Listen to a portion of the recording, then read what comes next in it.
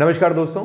आज का जो हमारा एक टॉपिक है वो काफ़ी ज़्यादा इम्पॉर्टेंट टॉपिक है और इन दिनों का काफ़ी ज़्यादा चर्चित टॉपिक भी है। जी हाँ, मैं बात करने जा रहा हूँ कश्मीर के ऊपर, कश्मीर फाइल्स।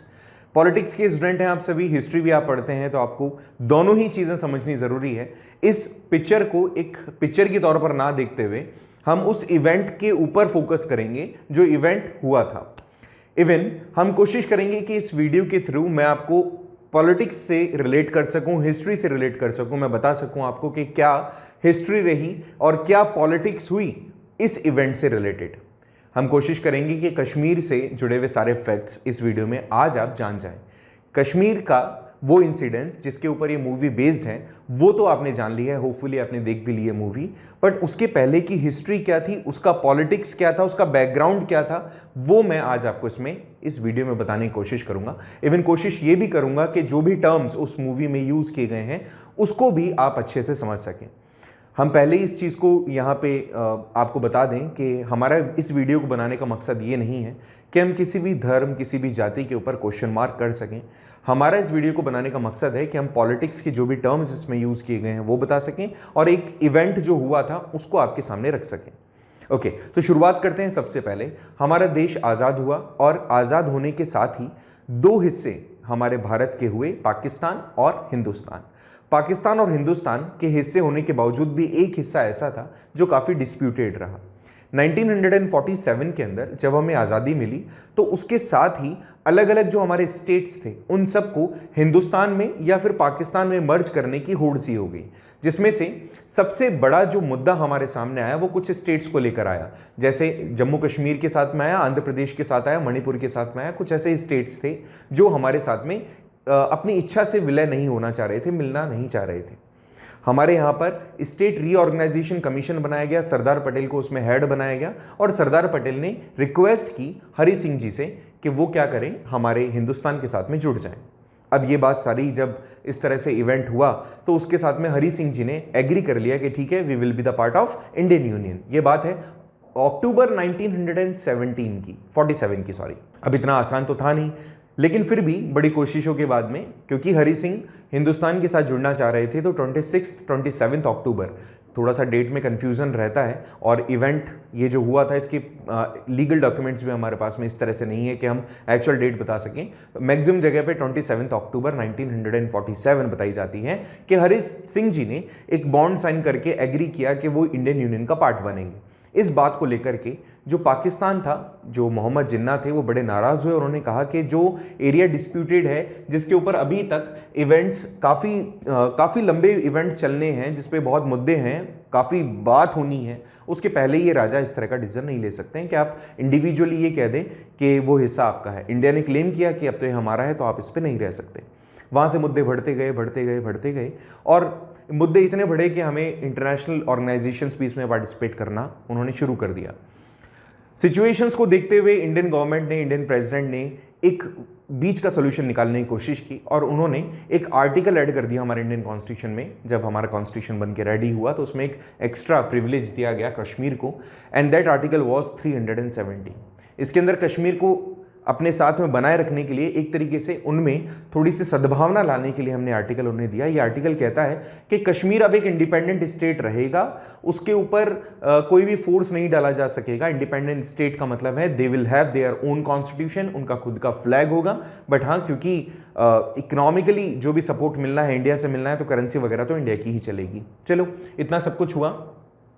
इसके बाद में सिचुएशन यहां पर सॉल्व नहीं हुई। कश्मीर के मुद्दे को लेकर के पाकिस्तान और हमारे बीच में क्लैशेस कॉन्टिन्यूस रहे और ये जो इवेंट जितने भी हो रहे थे, इन सभी के बीच में हमारे पास में कुछ वॉर की भी सिचुएशंस आई सामने। 62 की वॉर हो, चाहे 65 की वॉर हो, चाहे 71 की वॉर हो, इसमें कश्मीर एक बहुत ही रिसेंट और हॉट केक बना रहा।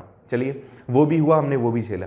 अब आ जाते हैं इन सभी मुद्दों के बाद में कश्मीर की हिस्ट्री पर। यहां तक मेरे हिसाब से आपको कोई प्रॉब्लम नहीं होगी। अब यहां पर हम बात करेंगे शेख अब्दुल्ला से, जो कि कश्मीर के उस टाइम के सीएम रहे। मैं बात कर रहा हूं 1970 मतलब 80s के आसपास की। अब देखो क्या होता है, 1982 में शेख अब्दुल्ला की डेथ हो जाती है।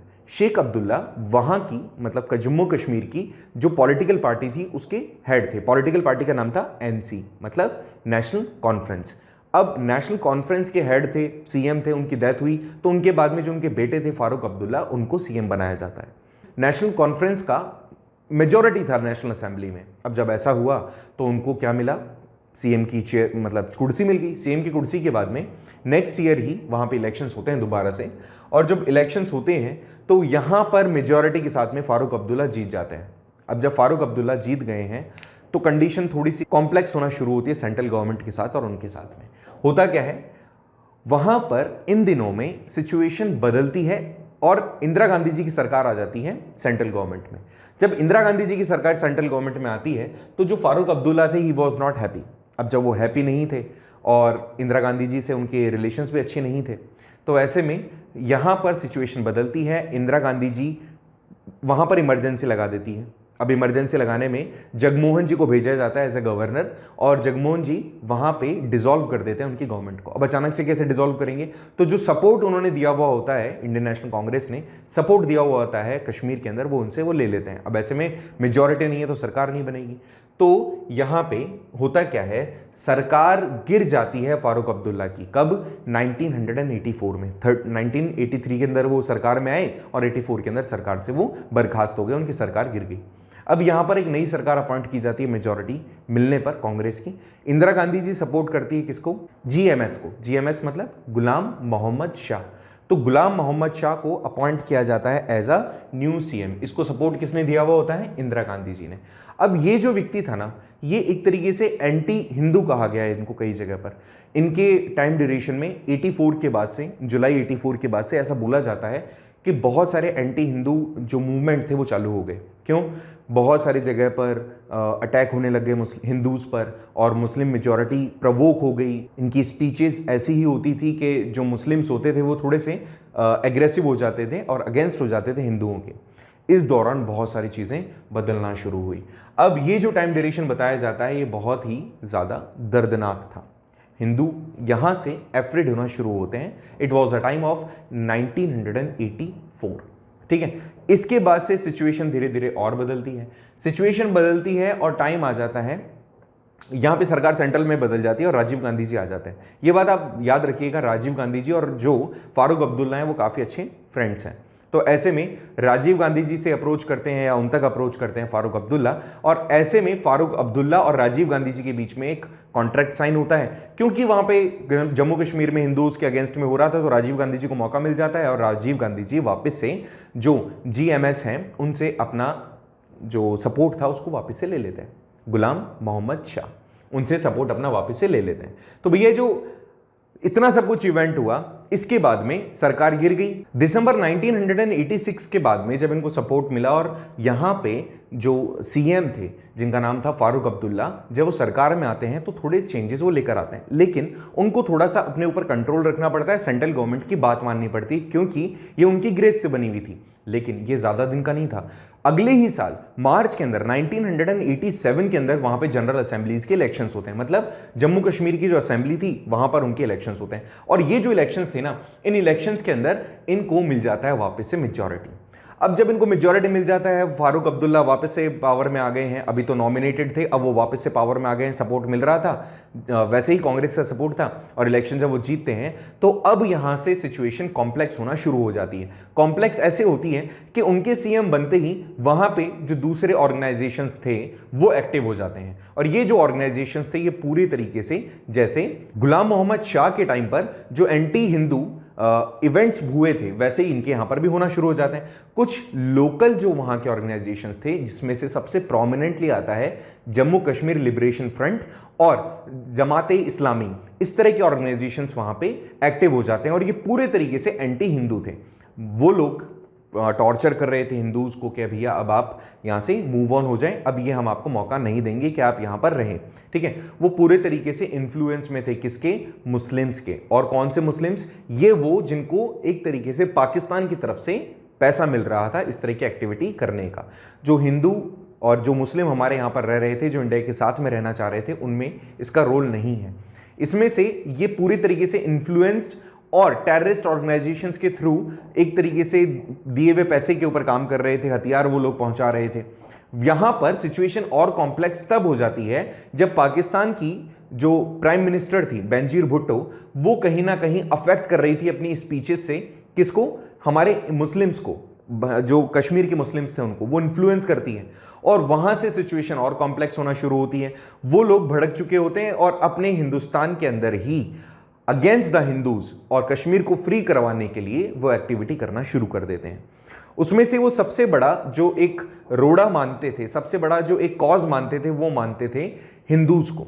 उनके हिसाब से जितने भी काफिर थे उनको नहीं होना चाहिए उस सरजमी पर, मतलब कश्मीर पर। ये टर्म मैंने यूज किया काफिर। काफिर होता क्या है? काफिर बेसिकली उस व्यक्ति को कहा जाता है जो व्यक्ति पूरे तरीके से इस्लाम को नहीं मानता है, या जो भी इस्लाम को फॉलो नहीं करता, आप ये मान लीजिए उसको काफिर कहा गया है। तो काफिर से नफरत करना शुरू की गई, मतलब हिंदू से नफरत करना शुरू की गई। अब इंसिडेंस होगा, अब देखना ऐसे समझो आप कि काफिरों के अगेंस्ट में बहुत सारी जगह पर मस्जिदों से कहा जाने लग गया कि उनको भैया अब यहां से मूव कर जाना चाहिए, न्यूज़पेपर में आने लगा। एक टाइम आता है, एक ऐसा इंसिडेंस होता है इसी टाइम ड्यूरेशन में, 87 के बाद से लेकर 89 तक सिचुएशन बहुत ज़्यादा टेंस्ड हो जाती है कश्मीर वैली के अंदर। जम्मू कश्मीर का जो हिस्सा है ना, देखो जम्मू कश्मीर नीचे है, जम्मू नीचे पड़ता है, कश्मीर ऊपर पड़ता है, जहां से हमारी एलओसी शुरू हो जाती है। वो हिस्सा कश्मीर पाक ऑक्यूपाइड कश्मीर हो जाता है, और इधर श्रीनगर वाला जो हिस्सा है हमारा वो हो जाता है जो इंडिया के पास में है। ये किस्सा जो हम बता रहे हैं वो आपको श्रीनगर का बता रहे हैं, ठीक है, कश्मीर वैली का बता रहे हैं। अब यहां पर क्या हो रहा है 1989 के बाद में, होपफुली आपको ये चीज समझ में आ रही होगी, समझना बहुत अच्छे से। 1989 के अंदर कुछ इवेंट होते हैं सितंबर, अक्टूबर, नवंबर तक, ठीक है, सितंबर, अक्टूबर और नवंबर तक कि ये जो इंसिडेंट्स हैं ये काफ़ी ज़्यादा टेंस हो जाते हैं। बहुत सारे हिंदू लोगों को मारा जाता है, जिसमें से आपने एक अगर कश्मीर फाइल्स देखी होगी तो एक जज मरते हैं, बीजेपी के लीडर मरते हैं, जर्नलिस्ट मरते हैं, न्यूज़पेपर और टीवी एंकर्स मरते हैं, बहुत सारे लोगों की डेथ होती है। और यहाँ से एक जो फियर होता है वो क्रिएट करना उनका मकसद होता है। लोग अपने हाथों में AK-47 राइफल्स लेकर, पिस्टल्स लेकर के मूव कर रहे होते हैं, अपने चेहरे को कपड़े से ढक लेते हैं, और जहां पर इच्छा हो रही है वहां पे गोलीबारी हो रही है, लोगों को मारा जा रहा है, सिर्फ फियर क्रिएट करने के लिए। इन बिटवीन सेंट्रल गवर्नमेंट के अंदर फिर से सरकार बदल जाती है। यहां पर सरकार VP सिंह जी की आ जाती है। अब VP सिंह जी की सरकार के अंदर जैसे ही वो सरकार में आते हैं, सेंट्रल गवर्नमेंट में आते हैं, सिचुएशन कॉम्प्लेक्स होती है और ज़्यादा। क्यों? क्योंकि यहाँ पर कश्मीर की हालत को देखते हुए वापस से जगमोहन जी को, जिन्होंने पहली बार फारूक अब्दुल्ला को उनकी सीट से हटाया था और वहाँ पे सेंट्रल गवर्नमेंट का रूल, मतलब गवर्नर रूल एप्लीकेबल किया था, उनको वापस से अपॉइंट कर दिया जाता है गवर्नर ऑफ कश्मीर। अब ऐसे में ये जो इंसिडेंट्स होते हैं ये जनवरी मंथ में पहुंच जाते हैं 1990 तक। अब बात समझना अच्छे से। अब जो डेट्स मैं बता रहा हूं थोड़ा सा ध्यान रखें। 4 जनवरी 1990 की बात है, जहां पे जो लोकल न्यूज़पेपर थे, लोकल न्यूज़पेपर में छापा गया कि मुस्लिम्स का अब रूल रहेगा, इंडिया के साथ हमारा कोई भी रिलेशन नहीं है और पूरे तरीके से हम पाकिस्तान के अंदर मिलना चाहेंगे, ठीक है। तो ये जो इंसिडेंट्स हो रहे थे ना, अब कॉम्प्लेक्स और ज़्यादा हो जाते हैं, क्योंकि यहाँ पे जो टेररिस्ट ऑर्गेनाइजेशंस थे उन्होंने अब ये पूरा का पूरा वहाँ पे चार्ज संभाल लिया था। वो पूरे तरीके से इस चीज़ के लिए अश्योर थे कि अब हमें किसी भी तरीके से इन लोगों को मौका नहीं देना है कश्मीर को लेने का, हमारे हिंदुस्तान में जोड़ने का। उन्होंने पूरे तरीके से जो काफिर थे उनके हिसाब से, जो मुस्लिम्स थे, जो इस्लामिक रिलीजन को नहीं मानते थे, उनको यहाँ से हटाने का उन्होंने बेड़ा ठान लिया। न्यूज़पेपर में छाप दिया गया और मस्जिदों से अनाउंस कर दिया गया। बात 4 तारीख की थी जब सबसे पहली बार न्यूज़पेपर में छापा गया कि कश्मीर में से पंडितों को या कश्मीरी पंडितों को यहाँ से मूव करना पड़ेगा। अब इन बिटवीन सिचुएशन बदलती है, जैसे थोड़े दिन और निकलते हैं, अभी तो अनाउंसमेंट्स हो रहे हैं, लिस्ट निकाली जा रही है कि किन किन को छोड़ना है, ठीक है, कश्मीर से किन किन को जाना है, ये सारी लिस्ट वगैरह निकाल दी गई, प्रिंट भी कर दिया गया, छाप भी दिया गया और बता भी दिया गया कि भैया तुम लोगों को यहाँ से निकलना पड़ेगा। अब बात सुनना, 18 तारीख को जब ये पता चला कि यहाँ पे जगमोहन जी को वापस से गवर्नर बनाया जा रहा है कश्मीर का, तो फारूक अब्दुल्ला ने रिजाइन कर दिया। कब? 18 जनवरी 1990 को। 18 जनवरी को जब अनाउंसमेंट हुआ सीएम का, तो गवर्नर वहां पे अपॉइंट तो हो चुके थे, बट गवर्नर वहां पहुंचे नहीं थे, उन्होंने चार्ज नहीं लिया था। तो 18 तारीख को उन्होंने रिजाइन किया और गवर्नर को जम्मू कश्मीर और श्रीनगर पहुंचने में टाइम लगना था, ठीक है, मौसम खराब था, इस कारण से वो जम्मू तक ही पहुंचे 18 तारीख तक। 19 तारीख को मस्जिदों से अनाउंसमेंट हो गई कि जितने भी हिंदू पंडित हैं उन सभी को, या हिंदू जो हैं उन सभी को यहां से जाना है, ठीक है, माइग्रेट होना है। ये जो दिन था 19 जनवरी का जो दिन था काफ़ी ज़्यादा क्रूशियल था हमारे सभी हिंदू भाइयों के लिए जो कश्मीर में रह रहे थे। उन लोगों को फोर्सफुली वहाँ से जाने के लिए कह दिया गया, बहुत सारे लोगों को मारा गया। बात समझने की कोशिश कीजिएगा, 19 जनवरी 1990 को कोई भी ऐसा एडमिनिस्ट्रेटिव बॉडी वहाँ पर नहीं था जो कंट्रोल कर सकता था कश्मीर के अंदर हो रहे इंसिडेंट्स को, ठीक है। इसे नाइट ऑफ टेरर भी कहा जाता है। और इस नाइट ऑफ टेरर में लगभग 800 हिंदू पंडितों को या कश्मीरी पंडितों को मारा गया, हिंदू लोगों को मारा गया। इस दिन लगभग बोला जाता है अलग अलग रिकॉर्ड्स के हिसाब से 5 लाख लोग माइग्रेट हुए, ठीक है। वहां से माइग्रेट तो नहीं कहूंगा, इमिग्रेट कह सकता हूं मैं। और एक्सोडस एक वर्ड यूज किया जाता है। जो ये एक्सोडस है, एक्सोडस का मतलब होता है जब एक बहुत ही बड़ा मास, मतलब भीड़, a group of people move कर जाए एक प्लेस से दूसरे प्लेस पे। लेकिन क्या ये वास्तव में एक्सोडस था? एक्चुअल में ये एक्सोडस नहीं था, इसको जीनोसाइड कहा गया। जब जीनोसाइड का मतलब होता है कि आप लोग एक साथ बहुत बड़े पैमाने पर लोगों को मार दें, तो दैट वाज जीनोसाइड। अब इस जेनोसाइड के अगेंस्ट बहुत सारे लोग कहते हैं कि एक्सोडस है, इसको जेनोसाइड आप कैसे कह सकते हैं? तो ये जेनोसाइड है मेरी नज़र में भी, और मेरे जैसे बहुत सारे लोगों की नज़र में भी जो इतिहास जानते हैं, जिनको पता है कि क्या होता है जब लोगों को ज़बरदस्ती उन्हीं के घरों से निकाला जाता है, ठीक है। सो थोड़ा सा सेंसिटिव मैटर है। अब देखो आगे क्या हुआ। जब 1990 तक, जनवरी 1990 में जब इस तरह का इंसिडेंस हुआ, तो उस दौरान जब चार्ज वहां संभाला गया तो उसके पहले ही लगभग 5 लाख कश्मीरी पंडित मूव कर चुके थे। और जो लोग वहां बचे हुए थे उनके साथ में इस तरह का ट्रीट किया जा रहा था, और स्टिल अभी तक ऐसा हो रहा है कि they are not the part of that territory. आज तक बहुत सारे ऐसे लोग हैं जिनको अपनी वो जगह वापस नहीं मिली है। इस चीज़ को ऐसे समझने की कोशिश करें आप कि आज तक 32 ईयर्स ऐसे बीत गए हैं जब तक उनको जो चीज़ें, जो उनकी नीड्स थी, जो उनकी जगह थी, उनको हम वापस दिलाने में नाकामयाब रहे। इसी कारण से कश्मीरी पंडितों ने एक डे सेलिब्रेट किया 19 जनवरी, जो भी अपकमिंग ईयर्स होते हैं या जब भी इस तरह का इवेंट हुआ था, तो उन्होंने हॉलोकास्ट डे सेलिब्रेट किया था। ये हॉलोकास्ट डे क्या होता है? जो इस तरह का इवेंट हुआ उसको उन्होंने टर्म दिया हॉलोकास्ट डे। 19 जनवरी को सेलिब्रेट किया जाता है कश्मीरी पंडितों के लिए, जब इतना पेन जो आज हम महसूस कर पा रहे हैं या जो हम देख पा रहे हैं, ये रियलिटी था। इतने टाइम तक ये अनसुलझा था, इसको बताया नहीं गया और नो डाउट इसको छुपा के रखा गया। बोला जाता है लगभग 78,000, 70 कई जगह पर 70,000 बताया गया है, कई जगह पर बताया गया 78,000 फैमिलीज, मतलब मेंबर्स ऑफ हिंदू पंडित वहाँ रह रहे थे, और वो मूव कर जाते हैं, मारे जाते हैं 800 के आसपास। और लगभग इतने बड़े पैमाने पर वो जब मूव करके गए तो उनकी एसेट्स वहाँ छूट गई। जस्ट एक बार इस चीज़ को रियलाइज़ करें कि कल हमें अगर हमारे घर से निकाल दिया जाए और हमें कहीं जाकर बसना पड़े तो क्या होगा। बैकग्राउंड में चल रही फोटोज़ बिल्कुल रियल फोटोज़ हैं। इसमें लोगों को टेंट में रहना पड़ रहा है, लोगों ने अपने फैमिली मेम्बर्स को खोया। इवन इनके साथ में बहुत सारे ऐसे लोग थे जिनको तो शायद इस तरह से मार दिया गया जैसे वो कोई कठपुतली हो या जिनके अंदर जान ना हो। कुछ हो सकता है इसमें ऐसे इवेंट भी हो, कुछ ऐसे फोटोग्राफ्स भी आपको, कुछ ऐसे वीडियोस भी देखने को मिले जो कि थोड़ा सा आपको परेशान कर दें, बट ये सारी वीडियोस जो हैं वो ट्रुथ हैं। आप इस पेन को रियलाइज नहीं कर सकते जो ये पेन महसूस कर रहे थे। अपनी टेरिटरीज इनको छोड़ के जाना पड़ रहा था, लोग अपने हाथों में राइफल्स लेके AK-47 लेकर के घूम रहे हैं और डरा रहे हैं कि अगर आप मूव नहीं करेंगे तो आप बचेंगे नहीं। अगर आपने मूवी देखी है तो बहुत सारे सीन ऐसे हैं जो कि कहीं ना कहीं आपकी आंखों में पानी ला देते हैं। और यही एक रीज़न है कि जो इस स्टोरी हमने पढ़ी, स्टोरी तो नहीं कहूँगा, ये जो रियल इंसिडेंट्स हम देख रहे हैं, इसने कहीं ना कहीं आज हम सबको वापस से झंझोड़ दिया है। कश्मीर फाइल्स एक ट्रुथ वैल्यूएबल हमारे लिए डॉक्यूमेंट्री कहूँ या मूवी कहूँ, मूवी इसलिए नहीं कहना चाहिए क्योंकि ये एक्चुअल में स्क्रिप्टेड नहीं है, सारी चीज़ें जो रियल इंसिडेंट्स पे बेस्ड हैं। तो ये जो डॉक्यूमेंट्री है ये ट्रुथ है और हमें ये पेन समझना ज़रूरी है। और शायद हम लोग प्रण करें, कोशिश करें कि वापस इन लोगों को वहाँ बसाया जाए। और जो अनसीन, अनटोल्ड स्टोरीज़ थी उन सभी से इंस्पिरेशन लेकर के फ्यूचर में इस तरह का कोई भी इंसिडेंस किसी भी कम्युनिटी के साथ ना हो, इस चीज़ को हम अश्योर करें। अगर आपको वीडियो अच्छा लगा हो तो ज़रूर से चैनल को सब्सक्राइब करें, वीडियो को लाइक करें, शेयर भी करें, और अगर कोई सजेशन है तो ज़रूर कमेंट बॉक्स में बताइएगा।